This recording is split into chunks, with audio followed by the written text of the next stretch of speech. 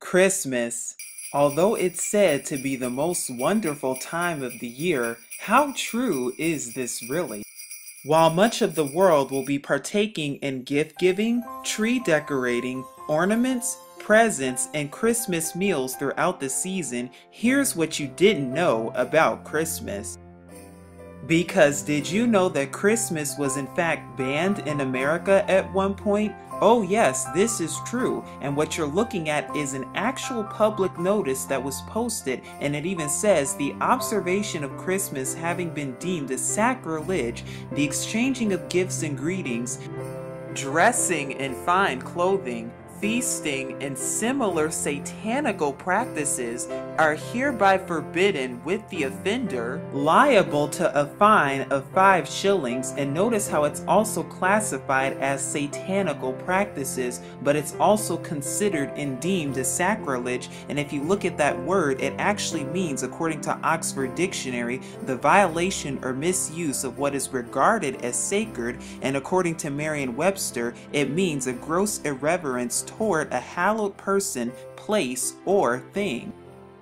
In 1647, Christmas was officially banned by English Parliament and the Puritan leaders. Oliver Cromwell, who was a Puritan leader at the time, banned all Christmas-related activities from 1647 all the way up until 1660. However, the Puritans banned Christmas between the years 1659 and 1681. In America specifically, it was Alabama that became the first state to legalize Christmas in 1836, followed by Louisiana and Arkansas as of 1838, hence the celebration that commonly occurs on December 25th. But what was once considered a satanical practice and a sacrilege, and if you look at the etymology of the word sacrilege, you'll see that it means stealer of the sacred things.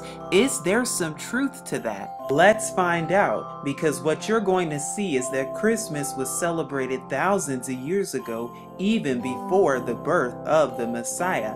In fact, in Warner Keller's book, The Bible as History, we receive this following admission, quote, December 25th is referred to in documents as Christmas Day in AD 324 for the first time. Under the Roman Emperor Justinian as of the 6th century AD, it was recognized as an official holiday.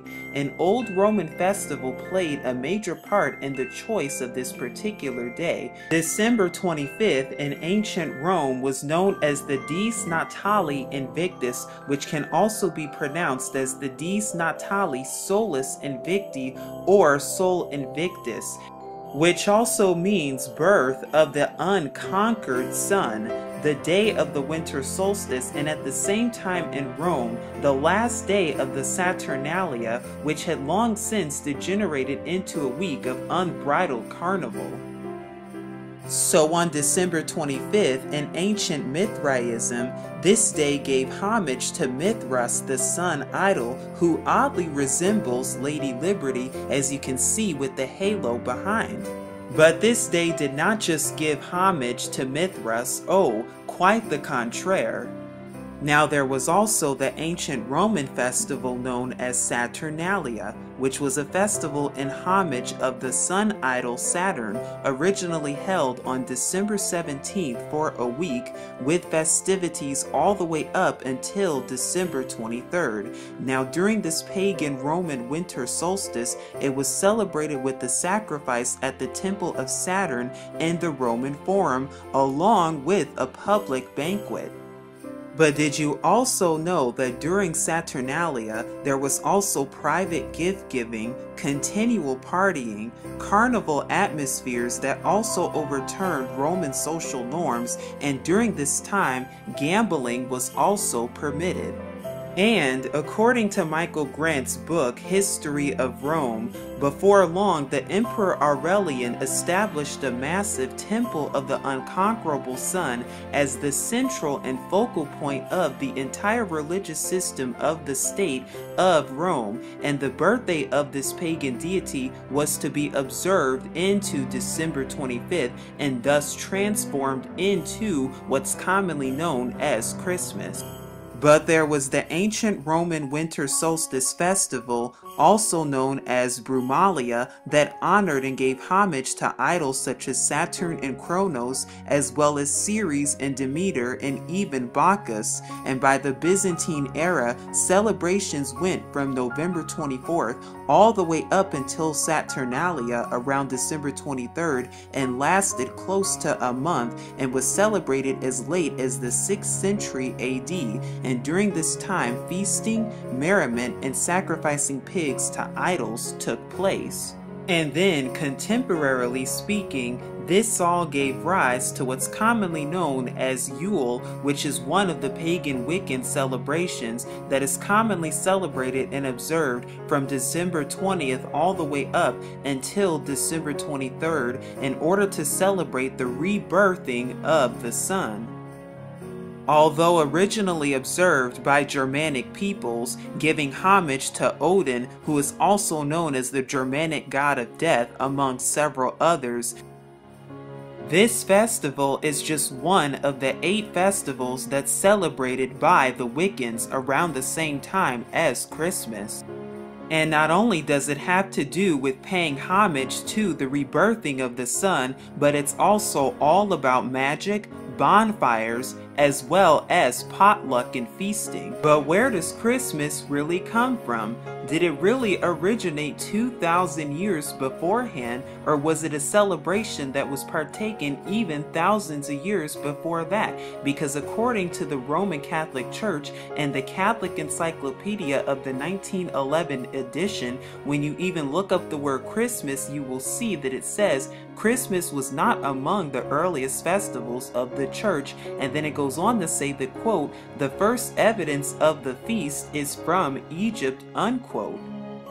But what you're about to see is that Christmas traces its origins all the way back to Babylon. Now we will be talking about topics that are commonly associated with Christmas today, the first being most commonly known to many, Santa Claus. Because did you know Santa Claus is actually a corruption of the name Saint Nicolaus, who was a Roman Catholic bishop during the 5th century AD. And according to Encyclopedia Britannica, Volume 19, pages 648 through 649, you will read, quote, Saint Nicolaus, Bishop of Myra, a saint honored by the Greeks and Latins on the 6th of December. And it also says, a legend of his surreptitious bestowal of dowries on the 3 daughters of an impoverished citizen is said to have originated the old custom of giving presents in secret on the eve of Saint Nicolaus, or December 6th, which was then subsequently transferred to Christmas Day,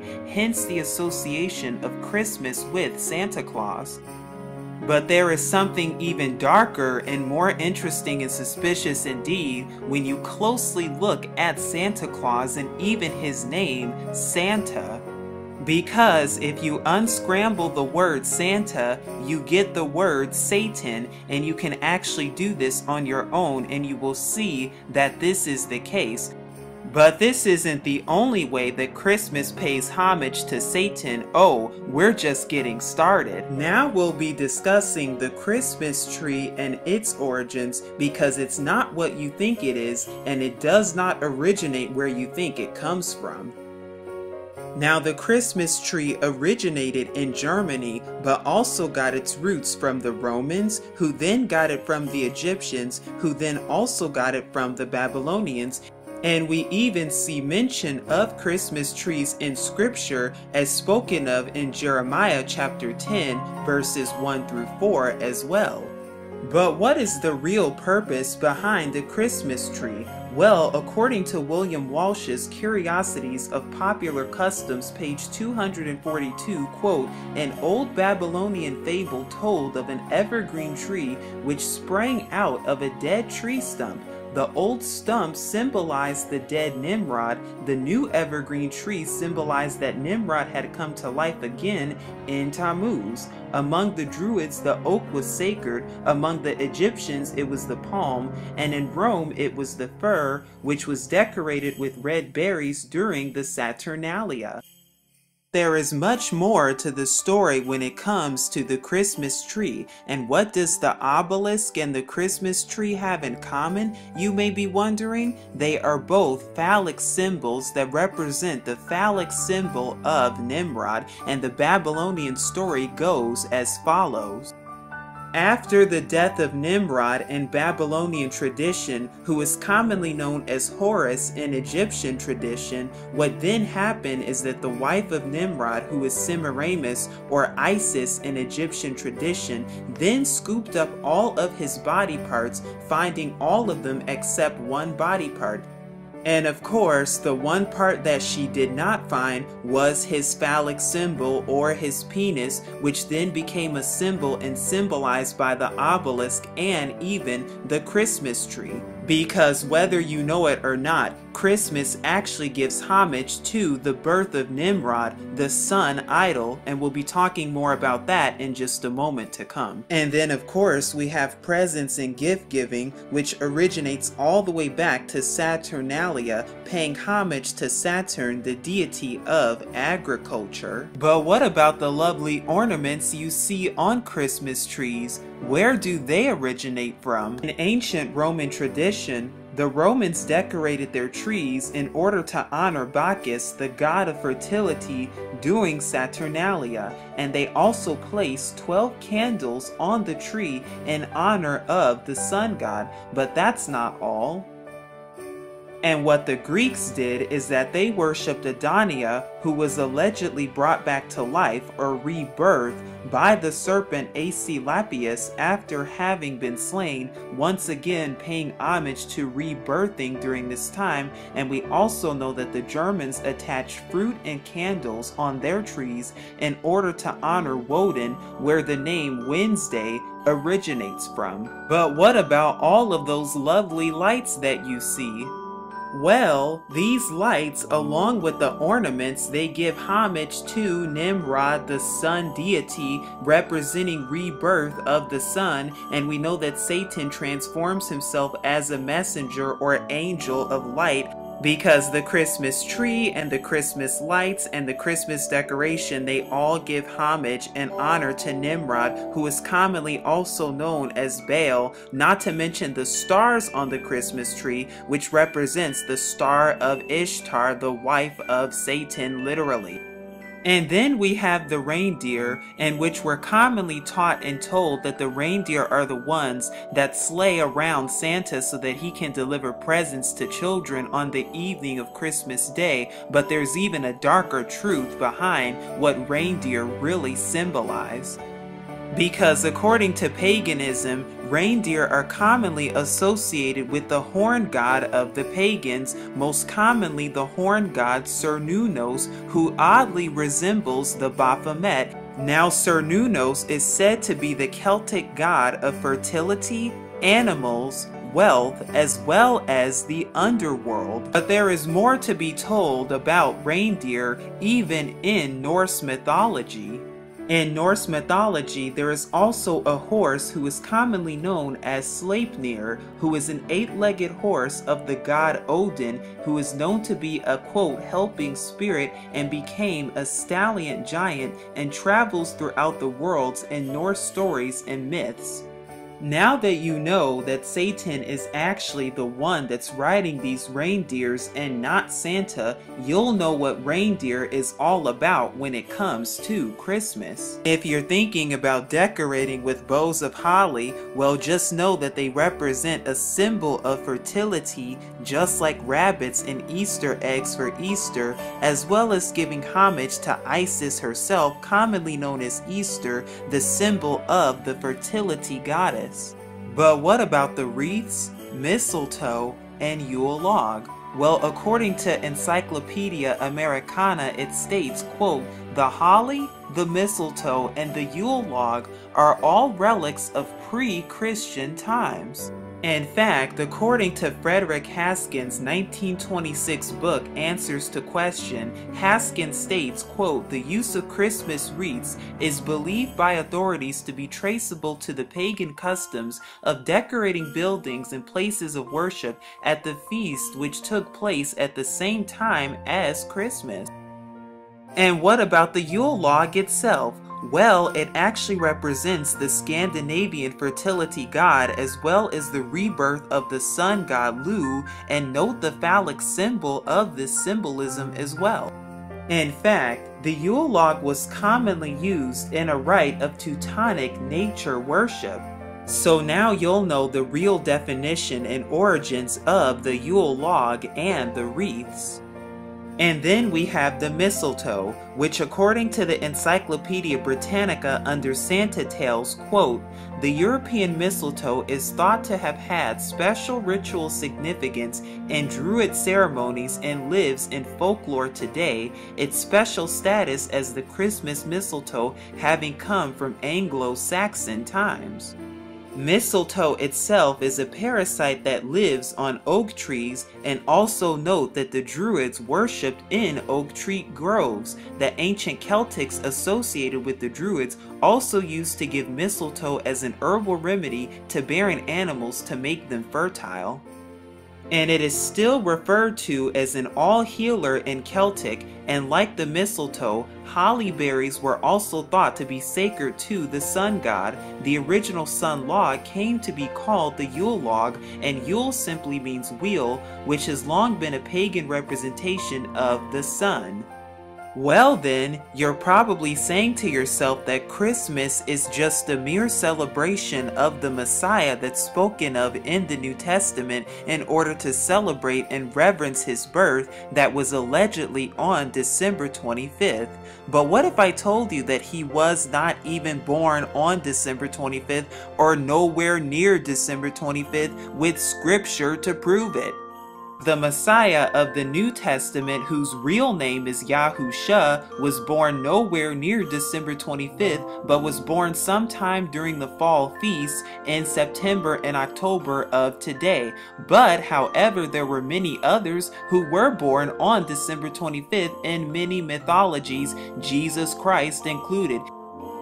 Because as you see right here, December 25th was celebrated and hallowed as the birth of many sun gods, including Nimrod, and some of them we've already gone over, including Horus for Egypt, Mithras for Persia, Tammuz for Babylon, as well as Buddha and Krishna, as well as Dionysus and Zoroaster, and the list goes on. And note how they all have a sun symbol behind all of them too, which is where you get all the sun symbolism as we see throughout many ancient cultures, and even today with sun worship and worshiping on Sunday indeed. And the reason that December 25th was chosen specifically is because this day has to do with the rebirth of the sun. And note how this day typically comes 3 days after the shortest day and the longest night of the year, where the sun is now starting to shine longer in the day,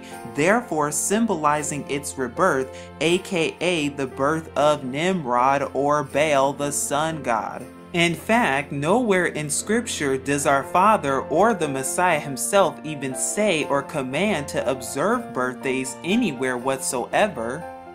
And the places that we do see birthdays being observed is by the Pharaoh in Bereshith, or Genesis chapter 40 verses 20 through 23, as well as the birth of Herod in Matthew chapter 14 verses 6.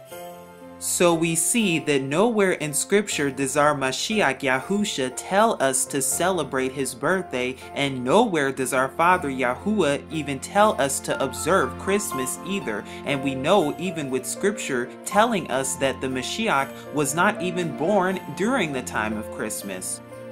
And we know that because according to Luke chapter 2 verses 8, when the Messiah was born, there were in the same country shepherds abiding in the fields, keeping watch over their flocks by night. However, that could never occur in Judea in the month of December, because the shepherds always brought their flocks from the mountainsides in the fields and curled them no later than October 15th to protect them from the cold, rainy season that followed after that date. And if you look at Song of Solomon chapter 2 verses 11 and Ezra chapter 10 verses 9, you'll see that winter was a rainy season and the shepherds were not permitted to abide in the open fields at night because of the cold. And according to the Adam Clark Commentary, Volume 5, page 370 of the New York edition, quote, "It was ancient custom among Hebrews of those days to send out their sheep to the fields and deserts about the Passover or early spring, and then bring them home at the commencement of the first rain, which was commonly during the autumn, well before the winter time." And if you look very carefully at Luke chapter 1, you will see that the Messiah was conceived 6 months after John or Yahuchanan the Immerser or Baptist, and therefore was born 6 months after John, and during this time he was born during the time of the fall feasts. But that's not all, because we also see in Scripture that our Father actually tells us not to celebrate Christmas or have any affiliation with it whatsoever, because Jeremiah chapter 10 verses 1 through 4, our Father even tells us, "Learn not the way of the heathen," and describes a practice that sounds just like Christmas that the heathen partook in hundreds of years before the Mashiach or the Messiah was even on the earth. As well as Amos chapter 5 verses 21 through 22, where our Father Yahuwah even says, I despise your feast days, and I will not smell in your solemn assemblies. Though ye offer me burnt offerings and your meat offerings, I will not accept them, neither will I regard the peace offerings of your fat beasts. We also see in the Torah how Christmas actually breaks commandments, and how our Father Yahuwah time and time again speaks against Christmas and all these other holidays, even in Exodus chapter 20 verses 1 through 17. Because we see that it breaks the first, second, and third commandments, as well as in Deuteronomy chapter 12 verses 29 through 31, which says we are not to be involved in any type of paganisms whatsoever. Deuteronomy chapter 12 verses 1 through 4, which says we are to have no graven or carved images whatsoever. And then we also have Exodus chapter 34 verses 13, Deuteronomy chapter 7 verses 5, and Deuteronomy chapter 16 verses 21, which says no Asherah poles or trees whatsoever, and that includes Christmas trees, with Jeremiah chapter 2 verses 20 as a witness. And we also know the feast days that our Father Yahuwah commands us to celebrate and to keep and observe in Leviticus chapter 23 specifically, and we even know that the Messiah of the New Testament even kept these feast days too. And Scripture even says that we are not to add or take away from the words that are written in Scripture.